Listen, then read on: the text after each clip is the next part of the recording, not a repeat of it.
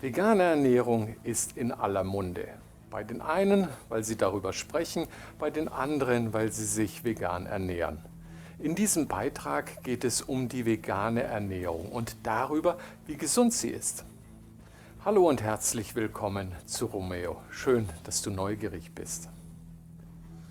Wer sich rein vegan ernährt, isst reine Pflanzenkost, keine tierischen Lebensmittel oder Produkte.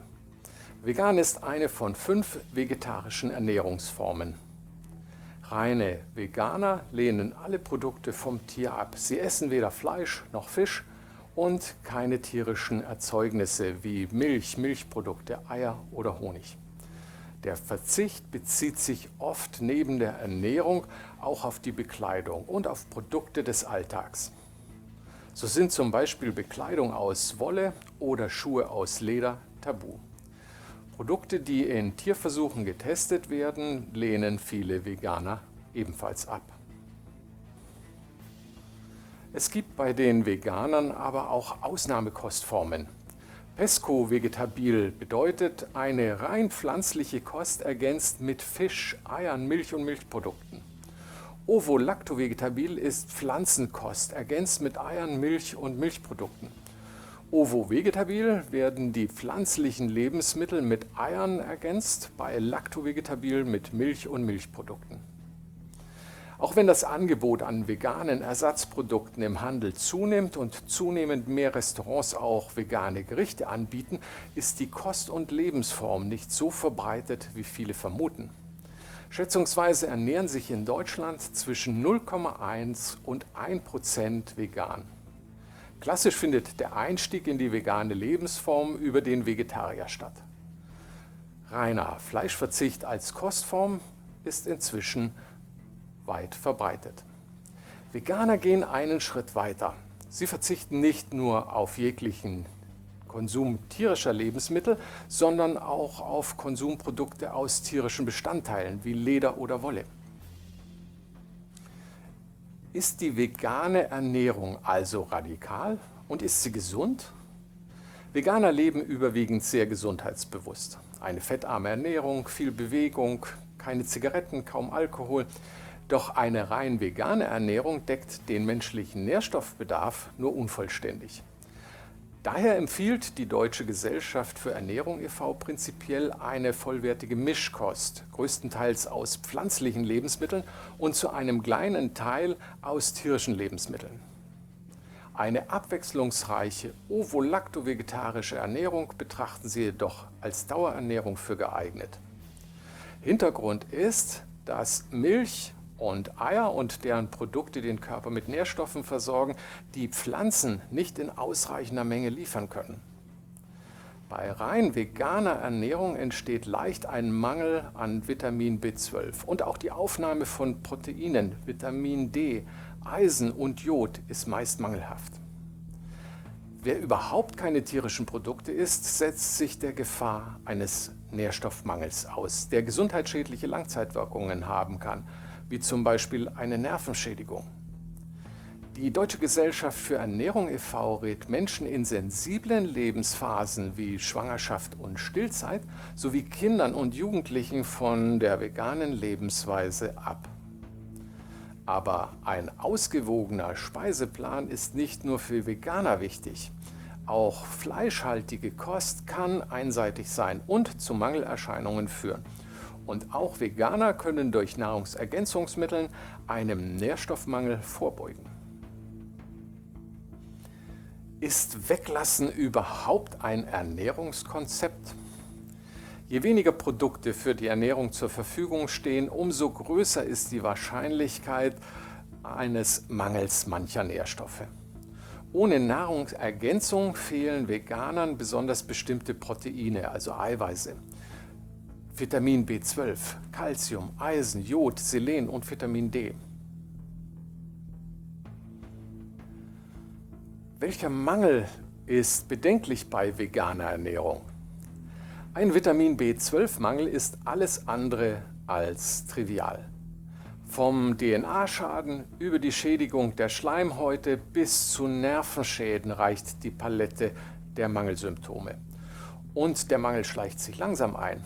Kommt es zu Symptomen, ist der Schadensfall schon eingetreten. Immerhin 85% aller Veganer leiden nach einer Studie unter Vitamin B12-Mangel. Wer als Veganer unter häufiger Müdigkeit, Kribbelgefühlen der Haut, psychischen Veränderungen oder blasser Schleimhaut leidet, sollte dringend zum Arzt, der gegebenenfalls mit Spritzen und Infusionen den Mangel beseitigen kann. Vitamin B12 kommt bei einer rein pflanzlichen Ernährung so gut wie nicht vor.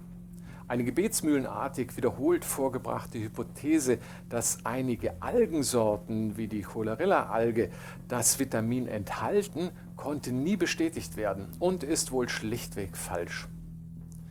Eine Ausnahme ist Brottrunk. Das vegane Getränk besteht aus milchsauer vergorenem Brot. Der Trunk enthält 0,1 Makrogramm Vitamin B12 pro 100 Milliliter. Wer am Tag 3 Liter von dem Trunk trinken würde, könnte seinen Tagesbedarf decken. Vitamin B12-Mangel können und sollten VeganerInnen durch Nahrungsergänzung, zum Beispiel in Pillenform, dringend vorbeugen.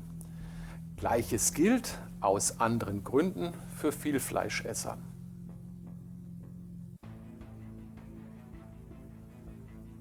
Was ist dran am Eisenmangel bei VeganerInnen?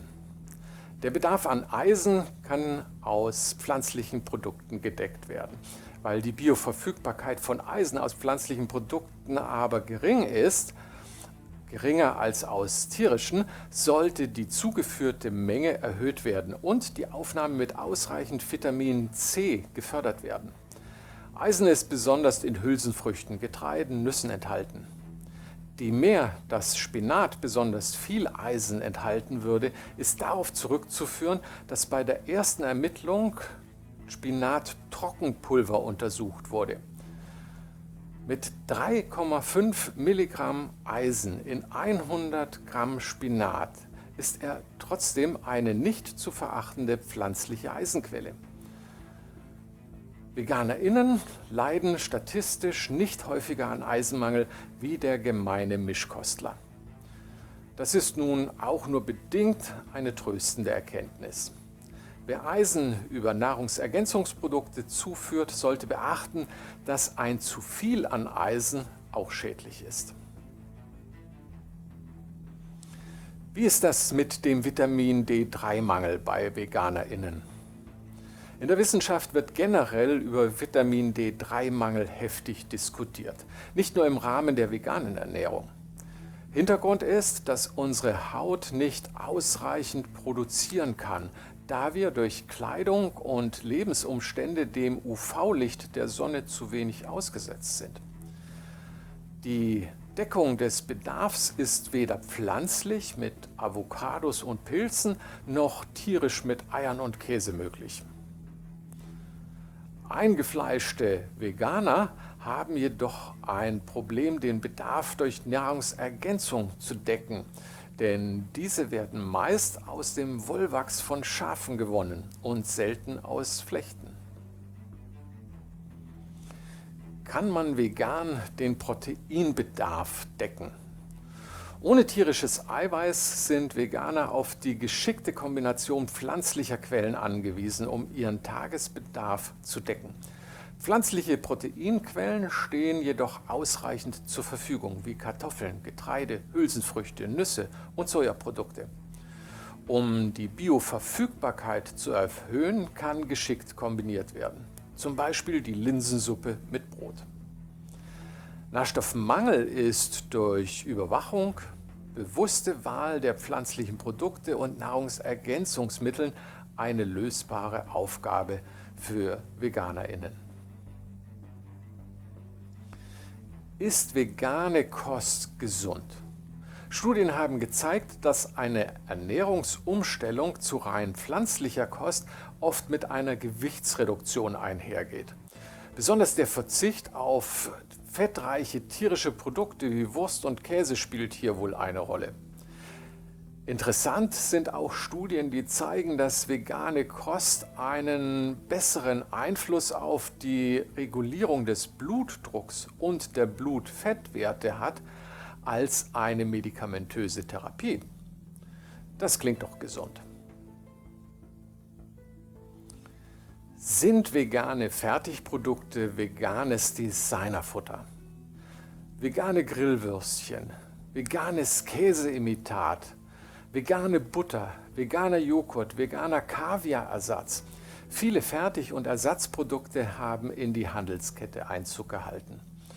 Oft sind diese Produkte mit Vitaminen und Mineralstoffen angereichert und ergänzen sinnvoll die Nährstoffversorgung. Allerdings enthalten sie oft auch zu viel an Zucker, Salz und Fetten.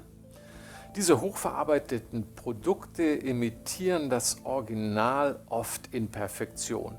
Käseersatzprodukte haben die Konsistenz wie das Original, schmecken würzig und riechen nach getragenen Socken wie das Original. Solch hochverarbeitete Food-Design-Produkte leisten eher einen umstrittenen Beitrag zu einer gesunden Ernährungsweise. Wer sich rein pflanzlich ernähren möchte und zum Fleischimitat mit über 20 verschiedenen Inhaltsstoffen greift, sollte sich fragen, warum. Unverarbeitete Milch lässt sich jedoch einfach durch Milchersatz aus Soja und Getreide austauschen, oft sogar kalziumreicher. Zum Fazit. Sich ausschließlich rein pflanzlich zu ernähren, ist eine weitreichende Entscheidung. Der Mensch ist ein biophager Omnivore, ein Allesfresser also, und für seinen Stoffwechsel auf eine gesunde Mischkost angewiesen. Vegane Ernährung ist eine Mangelernährung. Punkt um. Aber gut durchdacht kann eine vegane Ernährungsweise gesund sein und sogar eine effektive Maßnahme gegen Übergewicht. Wer sich medizinisch regelmäßig durch Check-ups, zum Beispiel des Vitamin B12-Haushalts, kontrollieren lässt, umgeht die Gefahr von Langzeitschäden der Mangelernährung. Man sollte tunlichst wissen, wie man einen Mangel an Nährstoffen vermeidet bzw. diesen ausgleicht.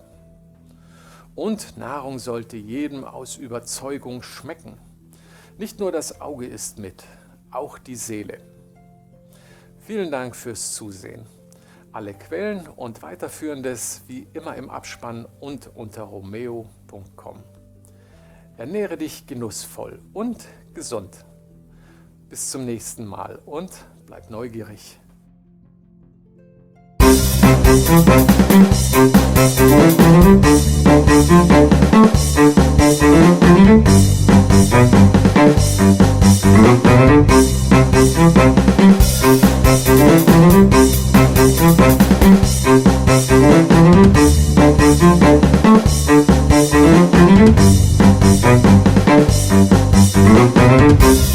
Thank you.